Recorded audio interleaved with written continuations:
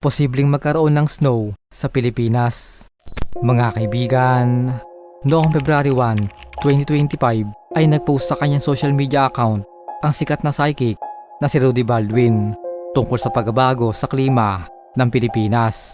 Ayon sa kanya ay posible daw magkaroon ng snow sa Pilipinas at ito ay mangyayari sa panahon na hindi natin inaasahan. Alam kong iisipin niyo mga kaibigan na imposible itong mangyari dahil tayo ay malapit sa equator. Ngunit noong 2024 ay nakaranas tayo ng matinding climate change na tinawag na rare weather phenomena, isang kondisyon ng panahon na hindi karaniwang nangyayari sa isang partikular na lugar, tulad na lang ng pagkakaroon ng snow sa Saudi Arabia. Kaya kung iisipin natin, hindi imposibleng mangyari ang pangitain ni Rudy Baldwin. Uulitin ko mga kaibigan, ito ay isang pangitain lamang.